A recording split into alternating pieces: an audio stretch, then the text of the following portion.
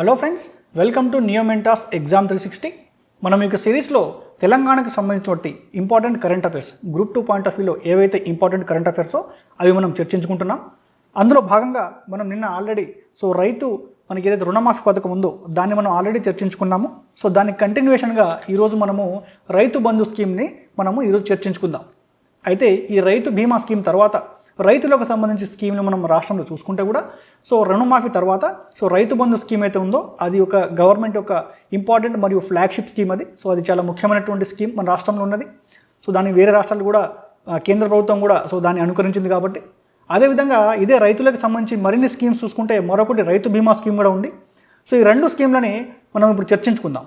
అందులో మొదటిగా రైతు బంధు స్కీమ్ గురించి తెలుసుకుంటే ఫస్ట్ ఈ రైతు బంధు స్కీమ్ని మనం ఎప్పుడు స్టార్ట్ చేశారు, దీని యొక్క మనకి ఇనిషియేషన్ ఎప్పుడు జరిగిందంటే ఇది 2018లో దీన్ని ప్రభుత్వం స్టార్ట్ చేసింది.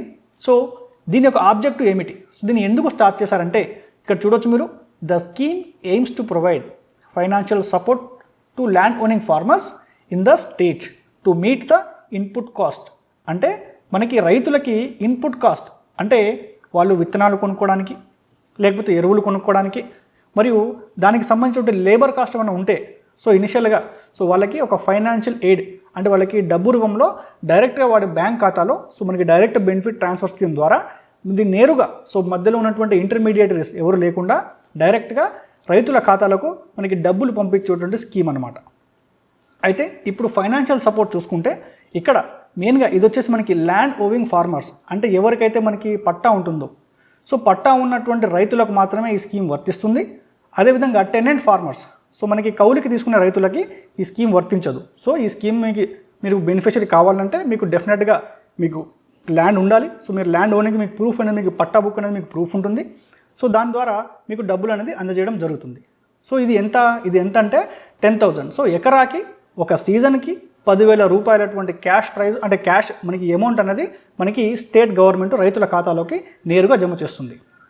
ఇది మెయిన్గా సంవత్సరంలో మనకి 2 సార్లు అంటే మనకి ఖరీఫ్ సీజన్ మరియు రబీ సీజన్కి 2 సీజన్లకి మనకి రాష్ట్ర ప్రభుత్వం మనకి ఇవ్వడం అనేది జరుగుతుంది. అదేవిధంగా మీరు సిమిలర్గా చూసుకుంటే మీరు దీనికి అంటే మీరు కేంద్ర ప్రభుత్వంలో చూసుకుంటే దీనికి ఈక్వలెంట్ స్కీమ్ ఏంటండి, దాని పేరు పిఎం కిసాన్. మన రాష్ట్రంలో ఎలాగైతే మనకి రైతు బంధు స్కీమ్ ఉందో దానికి ఈక్వల్గా మనకి కేంద్ర ప్రభుత్వం కూడా మనకి పిఎం కిసాన్ స్కీమ్ని మనకి ఇస్తుంది. ఈ స్కీమ్ కింద వాళ్ళు 6,000 రూపీస్ అండి 6,000 రూపాయలని కూడా కేంద్ర ప్రభుత్వం మనకి అందిస్తుంది. ఇది జనరల్గా 3 నుంచి 4 దఫాలలో 4 దఫాలలో మనకి అందిస్తుంది. ఎవ్రీ 3 మంత్స్ ఒకసారి. ఇది పిఎం కిసాన్ స్కీమ్ అండి. ఇది సెంట్రల్ గవర్నమెంట్ ఇచ్చేటువంటి స్కీము. రైతు బంధు వచ్చేసి మన తెలంగాణ స్కీమ్ అనమాట. ఆ తర్వాత ఇంకోటి ఎగ్జామ్ పాయింట్ ఆఫ్ వ్యూలో ఇక్కడ చూసుకోవాల్సింది రికగ్నిషన్ బై ICRIER. ICRIER అనేటువంటి సంస్థ దీని యొక్క ఫుల్ ఫామ్ వచ్చి Indian council for research on international economic relations అనేటువంటి సంస్థ అయితే ఉందో వాళ్ళు ఈ యొక్క రైతు బంధు స్కీమ్ని గుర్తించారండి. దాన్ని వాళ్ళు better scheme compare to other alternatives అని చెప్పేసి దీని మీద ప్రైజ్ అంటే దీన్ని అభినందించారు ఆ స్కీమ్ని. ఈ ICRIER అనేటువంటి సంస్థ ఈ రైతు బంధు స్కీమ్ని చాలా ప్రత్యేకంగా గుర్తించి ఇది ఒక మంచి స్కీము. దీన్ని దేశంలో ఉన్నటువంటి మరికొన్ని రాష్ట్రాలు కూడా దీన్ని అనుకరించాలని చెప్పేసి మనకి ఈ ICRIER అనే సంస్థ ఈ యొక్క స్కీమ్ మీద తమ యొక్క ప్రశంసలు కురిపించింది. ఓకే, ఇది రైతు బంధుకి సంబంధించినటువంటి బ్యాక్గ్రౌండ్ ఇన్ఫర్మేషన్. అయితే మనం డేటా మనం ఇప్పుడు నెంబర్స్ కనుక చూసుకుంటే మనకి వానాకాలం మనకి గత సంవత్సరం వానాకాలంలో దాదాపుగా 65 లక్షల మంది రైతులు ఈ పథకం ద్వారా లబ్ధి పొందారు. అందులో దాదాపుగా 73% 673% మ్యాక్సిమం అనమాట. వీళ్ళు వచ్చేసి మార్జినల్ ఫార్మర్స్ అంటే సన్నకారు రైతులు అండి. చాలా చిన్న రైతులు ఎవరికైతే మనకి 2.5 మెయిన్గా 2.5 ఎకర్స్ 2.5 ఎకరాల కంటే తక్కువ భూమి ఉన్న వాళ్ళు దాదాపుగా ఈ 65 లక్షల మందిలో 75% మంది ఉన్నారు. మెయిన్గా ఇది చిన్న రైతులకి చాలా లబ్ధి గుర్తుందని చెప్పుకోవచ్చు. అదేవిధంగా 17% 17% వచ్చేసి స్మాల్ ఫార్మర్స్ అంటే 2.5 నుంచి 5 ఎకరాలు ఉన్నటువంటి రైతులు అయితే వాళ్ళు 17% ఉన్నారండి ఈ 65 లాఖ్లో. అదేవిధంగా లార్జ్ ఫార్మర్స్ పెద్ద రైతులు వీళ్ళు దాదాపుగా 24 మరియు అంతకంటే ఎక్కువ భూమి కలిగిన రైతులు మనకి 0.1% ఉన్నారు.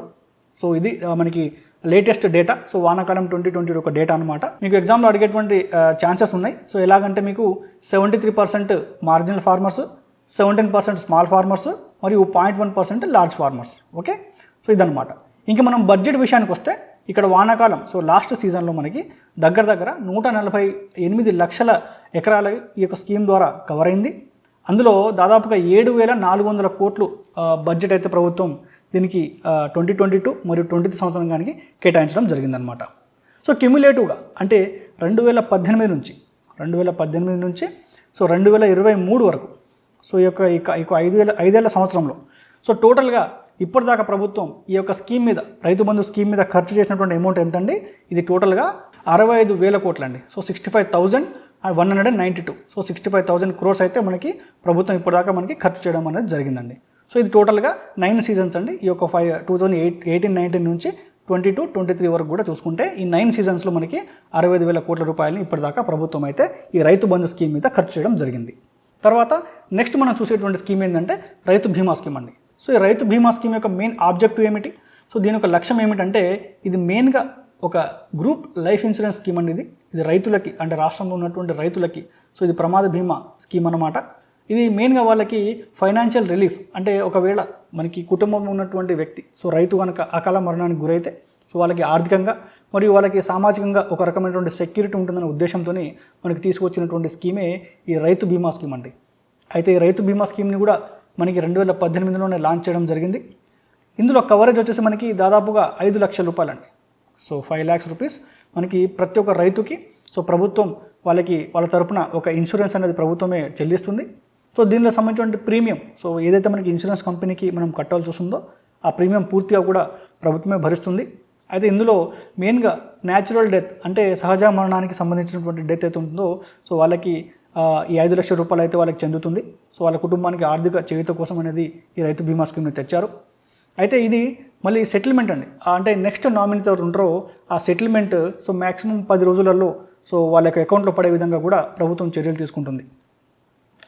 ఆ తర్వాత ఎలిజిబిలిటీ, అయితే రైతు బీమా స్కీమ్కి ఎలిజిబిలిటీ ఏమిటి? సో లబ్ధిదారులకు ఉండాల్సినటువంటి కండిషన్స్ ఏమిటంటే ఇక్కడ చూసుకుంటే ఒక ఫార్మర్స్ సో ఎవరైతే ఈ స్కీమ్కి లబ్ధిదారులో సో వాళ్ళకి ఏజ్ అనేది మనకి 18 నుంచి 59 years, సో 18 నుంచి 59 సంవత్సరాల లోపు కలిగి ఉండాలి. ఆ తర్వాత ప్రీమియం చూసుకుంటే సో మనకి ఇన్సూరెన్స్కి చెల్లించవలసిన ప్రీమియం మొత్తం కూడా మనకి రాష్ట్ర ప్రభుత్వమే భరిస్తుంది ఇక్కడ. సో టోటల్ ఫైనాన్షియల్ బర్డెన్ రైతుల మీద ఎటువంటి భారం అయితే ఉండదు. ఆ తర్వాత ఇంప్లిమెంటేషన్, ఈ స్కీమ్ యొక్క ఇంప్లిమెంటేషన్ అంటే దీని యొక్క విధానం కూడా ఇది మొత్తం కూడా పూర్తిగా ఆన్లైన్లోనే ఉంటుంది. సో దీని ద్వారా మెయిన్గా మనకి మధ్యవర్తులు ఎవరైతే ఉండరు. సో కాబట్టి దీనిలో కరప్షన్ కూడా చాలా తక్కువగా జరుగుతుంది. క్లెయిమ్ ప్రాసెస్, అంటే ఏ విధంగా దీన్ని క్లెయిమ్ చేసుకోవాలని చూసుకుంటే కూడా సో నామినీస్ ఎవరైతే ఉన్నారో సో వాళ్ళు విలేజ్ లెవెల్లో ఉన్నటువంటి సర్పంచ్ కానీ లేకపోతే సెక్రటరీ కానీ అటువంటి అధికారులను కనుక కాంటాక్ట్ చేస్తే సో వాళ్ళు దాని యొక్క చర్యలు తీసుకొని ఒక రైతు ఎవరైతే ఉన్నారో సో వాళ్ళ కుటుంబానికి వితిన్ 10 daysలో డబ్బులు పడే విధంగా చర్యలు తీసుకుంటారనమాట. అయితే మనకి ఎల్ఐసి, సో మెయిన్గా ఇక్కడ మనం రెవెన్యూ డిపార్ట్మెంట్, ఇది ఎల్ఐసి సో మనకి దీని యొక్క ఇంప్లిమెంటింగ్ ఏజెన్సీ, సో ఏదైతే ఈ ప్రీమియం చెల్లించేటువంటి ఏజెన్సీ అయితే ఉందో సో అది LIC life insurance corporation of India ఆ నామినీకి చెల్లిస్తుంది అనమాట. ఓకే, ఇప్పుడు మనము డేటా, సో మనం కొన్ని నెంబర్ చూసుకుంటే సో మనకి గత 5 సంవత్సరాలలో సో ఈ స్కీమ్ ఇంప్లిమెంట్ చేసినప్పటి నుంచి సో ఇప్పటి వరకు దాదాపుగా మనకి 4,771 కోట్ల రూపాయలు అయితే మనకి దాదాపుగా 95,000 మనకి ఫ్యామిలీస్కి ఇది చేయూత కలిగిందని చెప్పేసి మనకి డాటా కూడా ప్రభుత్వం చెప్తా ఉంది. ఆ తర్వాత నెక్స్ట్ టాపిక్ వచ్చేసి మీరు ఇక్కడ చూడొచ్చు. So BDL hands over RF seeker for Akash missile to DRDO అనేటువంటి న్యూస్ ఒకటి మనకు వచ్చింది. సో ఇందులో మనం చూడాల్సిన ఆస్పెక్ట్స్ ఏంటంటే ఇక్కడ మెయిన్గా ఇక్కడ చూడొచ్చు BDL, ఇక్కడ మనకి BDL అంటే మన ఫుల్ ఫామ్ వచ్చేసి భారత్ డైనామిక్ లిమిటెడ్ అండి. సో ఇక్కడ మనకి ఆర్మీకి సంబంధించినటువంటి మనకి వాళ్ళకి వెపన్స్ కావచ్చు, ఆయుధాలు కావచ్చు, లేకపోతే మనకి వాటికి సంబంధించినటువంటి ఇంకా ఏదన్నా సో పార్ట్స్ కావచ్చు, మిజైల్స్కి, రాకెట్స్కి, సో అవన్నీ కూడా మనకి BDL అనే ఒక సంస్థలో తయారవడం జరుగుతుంది. సో ఈ BDL ఎందుకు అంత మన తెలంగాణ రాష్ట్రానికి ప్రత్యేకం అంటే సో ఆల్ ఓవర్ ఇండియాలో చూసుకుంటే ఈ BDLకి కేవలం 4 బ్రాంచ్లే ఉన్నాయండి. సో కేవలం 4 బ్రాంచ్లే ఉన్నాయి. అందులో 3 బ్రాంచ్లు పూర్తిగా మన తెలంగాణ రాష్ట్రంలోనే ఉన్నాయండి. సో హైదరాబాద్లోనే మనకి భారత్ డైనామిక్ లిమిటెడ్ సంబంధించిన 3 బ్రాంచ్లు పూర్తిగా తెలంగాణలోనే ఉన్నాయి. ఒక బ్రాంచ్ వచ్చేసి మనకి ఏపీలోని మనకి వైజాగ్లో ఉంది. ఓకే, కాబట్టి సో ఈ BDL సంబంధించిన న్యూస్ డెఫినెట్గా మన స్టేట్కి చాలా ఇంపార్టెంట్ అవుతుంది. సో కాబట్టి ఇప్పుడు దాని గురించి మనం చర్చించుకుంటే ముందుగా మనం అసలు ఈ BDL ఇప్పుడు న్యూస్లో ఉంది కదా, so RF seeker of Akash అనే న్యూస్లో ఉంది. సో ఫస్ట్ దీని గురించి తెలుసుకుందాం మనం ముందు. ఈ RF సీకర్ ఆఫ్ ఆకాష్ అంటే ఇది next generation weapon system produced at it newly commissioned state of art seeker facility centre, so SFC centre. So seeker facility centre అనేది ఒకటి మనకి బీడీఎల్ ఒకటి ఎస్టాబ్లిష్ చేశారు. సో ఇది మనకి మెయిన్గా DRDO, so defence research and development ఆర్గనైజేషన్కి అనుబంధ సంస్థ అని చెప్పుకోవచ్చు ఇక్కడ. అయితే ఈ ఆర్ఎఫ్ సీకర్ అనేది it's a critical technology. So ఇది critical technology intensive sub system use in surface to surface missiles. So ఈ ఆర్ఎఫ్ సీకర్ అనేది ఈ సర్ఫేస్ టు సర్ఫేస్ మిజైల్స్ ఉంటాయన్నమాట. అంటే మనకి ఉపరితలం నుంచి మరి ఉపరితలంలో అటాక్ చేయడానికి యూజ్ చేసేటువంటి మిజైల్స్ ఉంటాయి. ఆ మిజైల్స్లో ఈ ఆర్ఎఫ్ సీకర్ అనేది ఒక సబ్ పార్ట్. సో అటువంటి క్రిటికల్ సబ్ పార్ట్ని మన హైదరాబాద్లో, అంటే మన దగ్గర హైదరాబాద్లో కంచన్బాగ్ ప్రాంతం ఉంది. సో అక్కడ ఉన్నటువంటి బీడీఎల్ తయారు చేసి సో ఈ డిఆర్డిఓకి అందజేయడం అనేది జరిగిందనమాట. అయితే ఇంకొకటి ఆస్పెక్ట్ మనం ఇందాక చర్చించుకున్నట్టు, సో బీడీఎల్కి దేశం మొత్తంలో కేవలం 4 మ్యానుఫ్యాక్చరింగ్ యూనిట్లు ఉన్నాయి. అందులో 3 హైదరాబాద్లోనే ఉన్నాయి. సో మెయిన్గా ఒకటి హైదరాబాదు, భానూరు, ఇంకోటి ఇబ్రహీంపట్నంలో ఉన్నాయి. సో ఒకటి మాత్రం మనకి ఏపీలో ఉందన్నమాట. ఆ తర్వాత ఇంకా మీరు బీడీఎల్ గురించి మీరు ఇంకా తెలుసుకోవాలంటే కూడా, సో ఎగ్జామ్ పాయింట్ ఆఫ్ వ్యూలో, సో బీడీఎల్ అనేది ఒక leading Indian manufacture of missiles and ammunition systems. అంటే మనకి వెపన్స్, ఆయుధాలు, మన ఆర్మీకి కావాల్సినటువంటి ఆయుధాలు మరియు మిజైల్కి సంబంధించినటువంటి మ్యానుఫ్యాక్చరింగ్ పార్ట్స్ అన్నీ కూడా ఇక్కడ తయారవుతాయి. సో ఇది ఒక ప్రభుత్వ రంగ సంస్థ బీడీఎల్, భారత్ డైనామిక్స్ లిమిటెడ్. ఇది 1970లో ఎస్టాబ్లిష్ చేయడం జరిగింది. అంటే అప్పటి ప్రధానమంత్రి ఇందిరాగాంధీ గారు దీనికి ప్రత్యేకమైన చొరవ తీసుకుని దీన్ని హైదరాబాద్లో ఎస్టాబ్లిష్ చేయడం జరిగింది. అయితే బీడీఎల్ ప్రొడ్యూసర్స్ మనకి వీళ్ళు ఏమేమి ప్రొడ్యూస్ చేస్తారంటే మెయిన్గా అండర్ వాటర్ వెపన్స్. సో మనకి మనకి జలాంతర్గాములు ఉంటాయన్నమాట. సో వాటికి సంబంధించిన వెపన్స్ వీళ్ళు తయారు చేస్తారు. అదేవిధంగా మిజైల్స్ మరియు డిఫెన్స్కి సంబంధించిన ఎక్విప్మెంట్స్ అంతా కూడా మనకి భారత్ డైనామిక్స్ లిమిటెడ్లో తయారవుతుంది. అయితే ఈ యొక్క సంస్థ నుంచి వచ్చినటువంటి నోటబుల్ ప్రొడక్ట్స్ ఏంటంటే Akash weapon system. So Akash weapon system అనేది మనకి పూర్తిగా మనకి భారత్ డైనామిక్స్ లిమిటెడ్ నుంచి వచ్చినటువంటి పార్ట్స్ ద్వారా తయారైంది. అదేవిధంగా మనకి పృథ్వీ, అగ్ని మరియు మిజైల్స్ లాంటివి ఉన్నాయి కదా. సో ఇవన్నీ కూడా ఇవి counter measures and dispensing systems అన్నీ ఉన్నాయో ఇవన్నీ కూడా మనకి భారత్ డైనామిక్స్ లిమిటెడ్ తయారు చేయబడినటువంటి సిస్టమ్స్ అన్నమాట. ఓకే, మనకి తర్వాత న్యూస్ వచ్చేసి ఇక్కడ చూడొచ్చు మీరు, 2 more Vande Bharat trains soon. So మనకి తెలంగాణలో ఆల్రెడీ మనకి 2 ఉన్నాయండి. సో వందే భారత్ ట్రైన్స్ మనకి తెలంగాణలో ఆల్రెడీ 2 ఉన్నాయి. సో ఈ 2తో పాటు ప్లస్ ఇంకొకటి, సో 3. సో ఇప్పుడు ప్రజెంట్ అయితే మన తెలంగాణలో 3 వందే భారత్ ట్రైన్స్ ఉన్నాయండి. అందులో ఆల్రెడీ మనకి ఉన్నాయి వచ్చేసి మనకి సికింద్రాబాద్ విశాఖపట్నం ఒకటి, సో సికింద్రాబాద్ తిరుపతి ఒకటి. సో లేటెస్ట్గా వచ్చేసి మనకి హైదరాబాద్ టు బెంగళూరు కూడా సో మనకి వందే భారత్ ట్రైన్స్ మనకి ప్రజెంట్ తెలంగాణలో ఉన్నాయి. సో ఈ బ్యాక్గ్రౌండ్లో మనం ఇప్పుడు ఈ వందే భారత్ ట్రైన్ గురించి సంబంధించినటువంటి డీటెయిల్స్ మనం ఇప్పుడు తెలుసుకుందాము. అయితే ఈ వందే భారత్, సో ఫస్ట్ దీనికి ఇంట్రడక్షన్ చూసుకుంటే, Vande Bharat is an indigenously designed, అంటే పూర్తిగా మన భారతదేశ సాంకేతికత మీద ఇది డిపెండ్ అయినటువంటి టెక్నాలజీ. సో బయట ఎక్కడ సోర్స్ లేకుండా ఇండిపెండెంట్గా మన రైల్వే డిపార్ట్మెంట్ దీన్ని తయారు చేయడం జరిగింది. ఇది ఒక సెమీ హై స్పీడ్ ట్రైన్ అండి. సో ఇది Vande Bharat is a semi high speed train, ఇది గుర్తుపెట్టుకోండి. ఇది సెమీ హై స్పీడ్ ట్రైన్ మరియు సెల్ఫ్ ప్రొపెల్డ్ ట్రైన్. అంటే దీనికి మనకి జనరల్గా ట్రైన్లో చూసుకుంటే అన్ని బోగీలకు కలిపి ఒకటే ఇంజన్ లాగుతుంటుంది. కానీ వందే భారత్లో అయితే ప్రతి ఒక్క బోగికి ఒక ప్రొపెల్షన్ సిస్టమ్ ఉంటుంది. సో మొత్తం బర్డెన్ అంతా కూడా మనకి పూర్తిగా భోగి మీద పడదండి. సో ఎవ్రీ ఒక కోచ్కి దాని యొక్క సెల్ఫ్ సిస్టమ్ ఉంటుంది అది రన్ అవ్వడానికి. సో దాని ద్వారా ట్రైన్ యొక్క స్పీడ్ని పెంచవచ్చు. సో ఇది మెయిన్గా ఇది ఫస్ట్ టైం మన ఇండియన్ రైల్వేస్లో ఇది రావడానికి. సో మెయిన్గా స్పీడ్ కూడా దీనికి చాలా ఎక్కువగా ఉంటుంది. ఇప్పుడు మ్యానుఫ్యాక్చరింగ్ చూసుకుంటే first Vande Bharat train was made by integral coach factory Chennai. So ఇది గుర్తుపెట్టుకోండి, ఇంటిగ్రల్ కోచ్ ఫ్యాక్టరీ చెన్నైలో దీన్ని తయారు చేశారు under the make in India initiative. So make in India initiative అన్నది సో ఇండియాలో మనకు తెలుసు, మనకి జీడిపి చూసుకుంటే కూడా మ్యానుఫ్యాక్చరింగ్ అనేది చాలా తక్కువగా ఉంది ఇండియాలో. సో ఆ జీడిపిని అంటే మ్యానుఫ్యాక్చరింగ్ జీడిపిని పెంచాలని చెప్పేసి కేంద్ర ప్రభుత్వం తీసుకొచ్చినటువంటి ఒక పథకమే మేక్ ఇన్ ఇండియా పథకం. ఆ మేక్ ఇన్ ఇండియా పథకంలో భాగంగా ఈ యొక్క Vande Bharat ట్రైన్ని so integral coach ఫ్యాక్టరీని చెన్నైలో లాంచ్ చేశారు. సో ఆ ఐసీఎఫ్ ఫ్యాక్టరీ వాళ్ళు ఈ యొక్క వందే భారత్ ట్రైన్ని మ్యానుఫ్యాక్చర్ చేయడం జరిగిందండి. సో దీని యొక్క కాస్ట్, సో ఒక వందే భారత్ ఎక్స్ప్రెస్ ట్రైన్ని తయారు చేయడానికి అప్రాక్సిమేట్గా మనకి సో 100 కోట్లు పడుతుంది.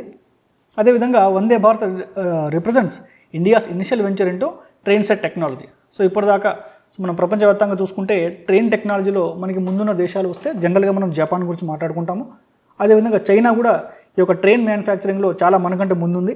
అయితే ఎప్పుడైతే మనం ఈ వందే భారత్ ట్రైన్ని మనం ఇంట్రడ్యూస్ చేసామో సో ఇండియా కూడా సో అటువంటి మేజర్ కంట్రీస్, సో జపాన్ కావచ్చు, సో లేదా చైనా కావచ్చు, సో అటువంటి కంట్రీస్ ఒక పక్కన చేరామని చెప్పుకోవచ్చు. సో ఇండీడ్ ఇది మన ఇండియాకి ఒక ప్రౌడ్ మూమెంట్ అని కూడా మనం చెప్పుకోవచ్చు అనమాట.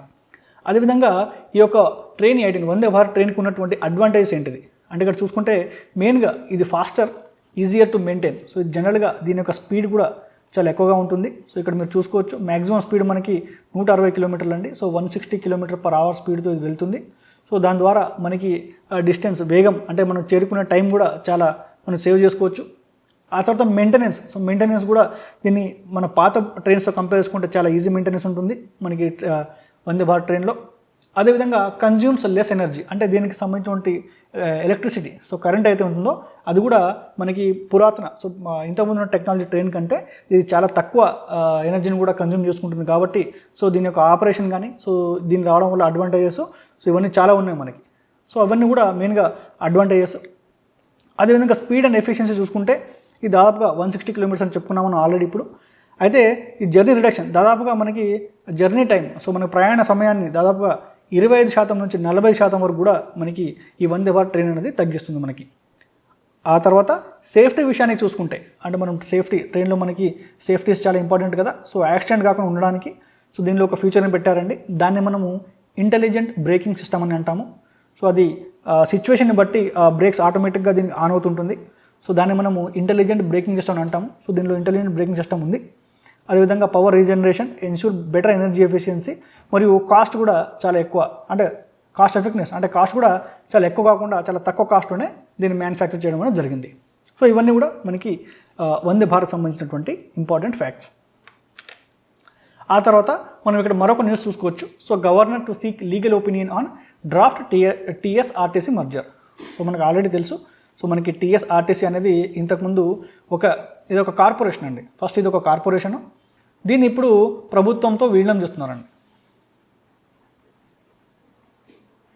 అయితే కార్పొరేషన్కి government company, so government company అంటే గవర్నమెంట్ టేక్ ఓవర్ చేసినప్పుడు సో మెయిన్గా వచ్చేటి డిఫరెన్స్ ఏంటిది.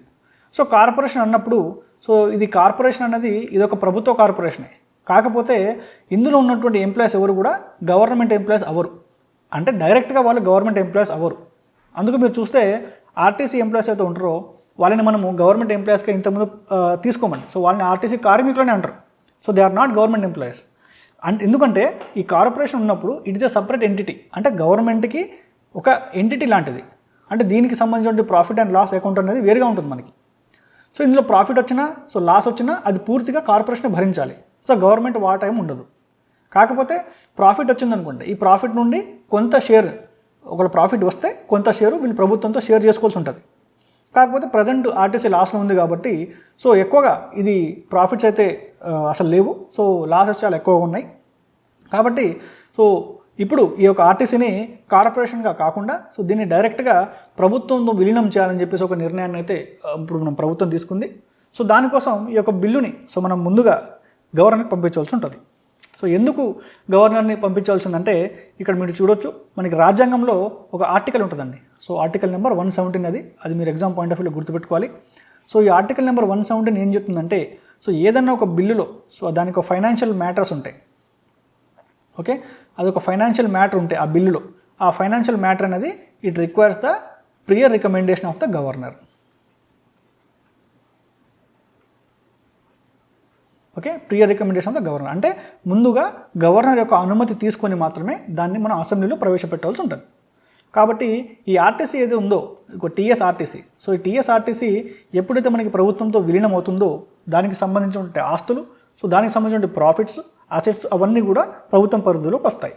కాబట్టి ఇందులో డెఫినెట్గా మనకి ఫైనాన్షియల్ ఎలిమెంట్స్ అయితే ఉన్నాయి కదా. కాబట్టి ఇది ఆర్టికల్ 117 కింద ఒక ఫైనాన్షియల్ బిల్ అవుతుంది. కాబట్టి దీన్ని ముందుగా గవర్నర్ ఆమోదించిన తర్వాతనే మనం అసెంబ్లీలో ప్రవేశపెట్టాలి. It is not like a ordinary bill అనమాట. అయితే ఇప్పుడు వివాదం ఎక్కడ వచ్చిందంటే సో ఇది పెట్టడానికి గవర్నర్ ముందుగా ఒప్పుకోలేదు, అంటే అసెంబ్లీలో ఇది పెట్టడానికి గవర్నర్ పర్మిషన్ ఇవ్వలేదు. సో ఎందుకంటే ఇక్కడ గవర్నర్ చెప్పినటువంటి అడ్డు ఏమిటంటే ఇక్కడ schedule 9, so schedule 9 of the AP reorganisation act so 2014. So ఈ యాక్ట్ ప్రకారమే మనకి కంబైన్డ్ స్టేట్ అయితే ఉందో మనకి ఆంధ్ర తెలంగాణగా విడిపోయింది. ఆ చట్టంలోని షెడ్యూల్ 9 ప్రకారము మన ఈ షెడ్యూల్ 9 అనేది ఈ చట్టంలో మనకి మెయిన్గా అసెట్స్ అండి, సో ఆస్తుల విషయాన్ని గురించి చర్చిస్తుంది. అయితే మీరు ఇప్పటికీ న్యూస్లో చూస్తూ ఉంటారు ఇంకా సో తెలంగాణకి ఆంధ్రాకి సంబంధించినటువంటి ఆస్తులు ఏవైతే ఉన్నాయో అవి పంపకాలు అనేది పూర్తిగా జరగలేదు. సో కాబట్టి ఇక్కడ గవర్నర్ చెప్పినటువంటి అంశం ఏంటంటే సో ఈ షెడ్యూల్ 9లో ఉన్నటువంటి ఆస్తుల విభజన అనేది పూర్తిగా రెండు రాష్ట్రాల మధ్య ఇంకా జరగలేదు. సో అటువంటి టైంలో ఈ యొక్క టీఎస్ఆర్టీసీ బిల్ని మర్జర్ చేస్తే సో ఇది మరింత చిక్కులో పడే అవకాశం ఉంటుంది. సో అందులోనూ ఇంకా ఈ బిల్లులో కార్మికులకు సంబంధించి ఆర్టికల్ అంటే మన ఆర్టీసీలో పనిచేసినటువంటి ఎంప్లాయీస్ ఎవరైతే ఉన్నారో వాళ్ళకి సంబంధించిన పెన్షన్లు కానీ లేకపోతే వాళ్ళకి సంబంధించినటువంటి ఇతరత్ర సోషల్ సెక్యూరిటీ ఇష్యూస్ కానీ అవన్నీ కూడా ఈ బిల్లులో సరిగ్గా చర్చించలేదని చెప్పేసి గవర్నర్ దీనికి ఆమోదం తెలపలేదు. బట్ తర్వాత మనకు అందరికీ తెలుసు over a time governor so దానికి మళ్ళీ ప్రభుత్వం నుంచి అధికారులు వెళ్ళడము ఆమెకు వివరించడము తర్వాత ఆ బిల్లుని ఫైనల్గా అసెంబ్లీలో పాస్ చేయడం కూడా జరిగిందనమాట. అది ఎగ్జామ్ పాయింట్ ఆఫ్ వ్యూ మీరు మెయిన్గా గుర్తుపెట్టుకోవాల్సిన అంశాలు ఇక్కడ రెండు. ఒకటి వచ్చేసి ఆర్టికల్ 17 ఇది మెయిన్గా బిల్లుని అసెంబ్లీలో ప్రవేశపెట్టాలంటే గవర్నర్ అనుమతి తీసుకోవాలి. అదొకటి ఆర్టికల్ 117 ఎగ్జామ్ పాయింట్ ఆఫ్ వ్యూలో. ఇంకొకటి schedule 9. So schedule 9 AP reorganisation act 2014 అయితే ఉందో ఈ షెడ్యూల్ 9 వచ్చేసి మెయిన్గా మనకి ఆస్తులకు సంబంధించినటువంటి అంశాలను ఈ షెడ్యూల్ 9లో చర్చిస్తారు. ఇది మీరు గుర్తుపెట్టుకోవాలి. ఇంకొక పాయింట్ మీరు పెట్టుకోవాల్సింది ఏంటంటే ఏదైనా ఒక ఫైనాన్షియల్ బిల్ ఉంటే ఖచ్చితంగా దానికి గవర్నర్ అనుమతి తీసుకొని అసెంబ్లీలో ప్రవేశపెట్టాలన్నమాట. సో ఈ 3 పాయింట్స్ మీరు ఈ యొక్క టాపిక్ నుంచి మీరు గుర్తుపెట్టుకోవాలి. ఆ తర్వాత మీరు నెక్స్ట్ చూసుకుంటే కూడా ఇక్కడ చూడొచ్చు majority of work under SRDP completed more on anvil. So KTR ఇక్కడ మనకి government had sanction so 8,052 crores for SRDP in the phase 1 of which 7,000 crores had been already spent. So ఇక్కడ ఎస్ఆర్డిపి అనే ఒక పదాన్ని మెన్షన్ చేశారండి. సో ఈ SRDP అంటే ఇది ఒక స్కీమ్ లాంటిది మీరు చెప్పుకోవచ్చు. సో దీని ఫుల్ ఫామ్ వచ్చేసి మనకి strategic road development program. So strategic road development program అనేటువంటి ఒక స్కీము. ఇది మెయిన్గా మనకి మినిస్ట్రీ ఆఫ్ అర్బన్ అఫేర్స్ అండి. మినిస్ట్రీ ఆఫ్ అర్బన్ అఫేర్స్ అంటే మనకి పట్టణానికి సంబంధించిన మినిస్ట్రీ అయితే ఉంటుందో సో పట్టణాభివృద్ధి శాఖ అంటాం దాన్ని. సో ఆ స్కీమ్ యొక్క ప్రజెంట్ మినిస్టర్ ఎవరంటే మనకి కేటీఆర్ గారు. సో ఆయన కింద ఈ ఎస్ఆర్డిపి అనేటువంటి ఒక కార్యక్రమాన్ని చేపట్టడం జరిగింది. ఇది మెయిన్గా దీనికి ఇంప్లిమెంటేషన్ వచ్చేసి మనకి హైదరాబాద్లో దీనికి జిహెచ్ఎంసీ దీనికి ఇంప్లిమెంట్ చేస్తుంది. సో దాన్ని మనం స్ట్రాటజిక్ రోడ్ డెవలప్మెంట్ ప్రోగ్రామ్ అంటాం. ఇప్పుడు ఈ ఎస్ఆర్డిపి ప్రోగ్రామ్ గురించి మనం డీటెయిల్స్ తెలుసుకుందాం. ఎస్ఆర్డిపి అంటే మనం ముందుగానే అనుకున్నాం కదా స్ట్రాటజిక్ రోడ్ డెవలప్మెంట్ ప్రోగ్రామ్ అని చెప్పేసి. ఇందులో ఇది మెయిన్గా వచ్చేసి మనకి మెగా ఇన్ఫ్రాస్ట్రక్చర్ ప్రాజెక్ట్స్ అంటే మెయిన్గా దీంట్లో హైదరాబాద్ నగరాన్ని సో హైదరాబాద్ని మనము సిగ్నల్ ఫ్రీ చేయడానికి ఈ యొక్క స్కీమ్ని తీసుకొచ్చారండి. సిగ్నల్ ఫ్రీ అంటే మనకి హైదరాబాద్లో మనకి ట్రాఫిక్ కంజక్షన్ చాలా ఎక్కువగా ఉంది. సో మనకి విపరీతమైన ట్రాఫిక్ ఉంది. సో ఆ ట్రాఫిక్ లేకుండా సో ఈ ట్రాఫిక్ని ఫ్రీ చేయాలంటే సో దానికోసం మనం రోడ్స్ని వైడెన్ చేయాలి. అదేవిధంగా మనం ఫ్లైఓవర్స్ కట్టాలి, బ్రిడ్జెస్ కట్టాలి, కల్వర్ట్స్ కట్టాలి. సో జంక్షన్ని ఫ్రీ చేయాలి. సో ఇవన్నీ ప్రోగ్రామ్స్ కూడా దీని కిందకు వస్తాయి. అదేవిధంగా ఈ ఎస్ఆర్డిపి ప్రాజెక్ట్కి సో మరొకటి ఇంపార్టెంట్ ఏంటంటే pollution levels. So pollution levels కూడా తగ్గించాలన్నమాట. సో ఎప్పుడైతే మనము ట్రాఫిక్ ఫ్రీ అవుతుందో city so public transportation improve చేయడం ద్వారా సో పొల్యూషన్ లెవెల్స్ని కూడా తగ్గించేటువంటి ఒక లక్ష్యం కూడా మనకి ఎస్ఆర్డిపి ప్రోగ్రామ్ పెట్టుకుంది. అయితే దీనికి ఇంప్లిమెంటేషన్ వచ్చేసి మనకి GHMC so greater municipal Hyderabad corporation దీన్ని ఇంప్లిమెంట్ చేస్తుంది ఎస్ఆర్డిపి ప్రాజెక్ట్ని. ఇందులో మెయిన్గా మనకి కన్స్ట్రక్షన్ ఆఫ్ ఫ్లైఓవర్స్ జనరల్గా ఫ్లైఓవర్స్ కన్స్ట్రక్ట్ చేయడము, అండర్ పాస్ కన్స్ట్రక్ట్ చేయడం, బ్రిడ్జ్లు ఇలాంటివన్నీ కూడా ఈ ఎస్ఆర్డిపి ప్రాజెక్ట్లో తీసుకుంటారు. అదేవిధంగా ఈ ఎస్ఆర్డిపి లానే మరొక ప్రోగ్రామ్ కూడా మనకి ministry of urban affairs along with GHMC మనకి కండక్ట్ చేస్తూ ఉన్నారు. సో ఆ ప్రోగ్రామ్ పేరే మనకి ఎస్ఎన్డిపి ప్రోగ్రామ్. సో దీన్ని మనము పూర్తి ఫుల్ ఫామ్ అయితే స్ట్రాటజిక్ నాలా డెవలప్మెంట్ ప్రోగ్రామ్ అంటాము. So SRDP and SNDP so ఈ రెండు మీరు ఎస్ఆర్డిపి అండ్ ఎస్ఎన్డిపి ఈ రెండు ప్రోగ్రామ్స్ మెయిన్గా ministry of urban affairs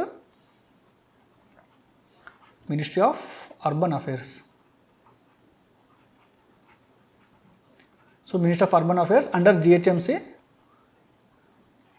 so okay దీని మినిస్టర్ వచ్చేసి కేటీఆర్ గారు. సో మీరు గుర్తుపెట్టుకోవాల్సిన మెయిన్ ఇంపార్టెంట్ స్కీమ్స్ అనమాట మనకి హైదరాబాద్కి సంబంధించి అర్బన్ అఫేర్స్ స్కీమ్స్లో. సో రెండో స్కీమ్ వచ్చేసి మనకి స్ట్రాటజిక్ నాలా డెవలప్మెంట్ ప్రోగ్రామ్.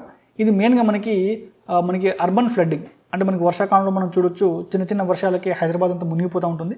సో దాన్ని కంట్రోల్ చేయడానికి మనం స్ట్రాంగ్ వాటర్ని సో మెయిన్గా వర్షపు నీరు ఏదైతే ఉందో దాన్ని డ్రైనేజ్ ద్వారా మనము స్పీడ్గా డ్రైనేజ్ సిస్టమ్ని క్లీన్ చేసుకుంటూ మనకి సిటీ మునిగిపోకుండా ఉండడానికి తీసుకొచ్చినటువంటి ప్రోగ్రామే మనకి స్ట్రాటజిక్ నాలా డెవలప్మెంట్ ప్రోగ్రామ్. సో దీనిలో మనం మెయిన్గా సిటీలో ఉన్నటువంటి డ్రైనేజ్ వ్యవస్థని మనము సెట్ చేయడానికి ఈ ప్రోగ్రామ్ తీసుకొచ్చారు. అయితే మనకి అన్యూజువల్ వాల్యూమ్స్ అంటే జనరల్గా ఏదైనా ఒక సీవేజ్ ప్లాట్ఫామ్ కానీ లేకపోతే సీవేజ్ సిస్టమ్ కానీ ఒక రకమైనటువంటి లిమిట్ ఉంటుందండి. సో దానికి ఒక వాల్యూమ్ ఉంటుంది. కాకపోతే మీరు ఒక లాస్ట్ 5 yearsలో చూడొచ్చు హైదరాబాద్లో వర్షాలు చాలా అన్యూజువల్గా పడుతుంటాయి. అంటే వితిన్ 1 hourలో సో బీభత్సమైన వర్షపాతం పడుతుంది. అప్పుడు దాన్ని కంట్రోల్ చేయడానికి మన సరైన నాళాలు లేవు కాబట్టి ఆ నాళాలని వైడెన్ చేయడానికి తీసుకొచ్చిన ప్రోగ్రామే SNDP programme. Recent GHMC budget చూసుకుంటే కూడా మనకి దాదాపుగా ఈ ఎస్ఎన్డిపి ప్రోగ్రామ్కి మనకు వచ్చేసి దాదాపుగా 340 కోట్ల రూపాయలు కూడా ప్రభుత్వం ఖర్చు చేయడం జరిగిందనమాట. సో ఈ రెండు మనకి SRDP and SNDP schemes important exam point of వ్యూలో. మళ్ళీ నెక్స్ట్ డే మనం మళ్ళీ మరికొన్ని టాపిక్స్తో మీ ముందుకు వస్తాను. అంతవరకు keep watching our channel. Thank you so very much.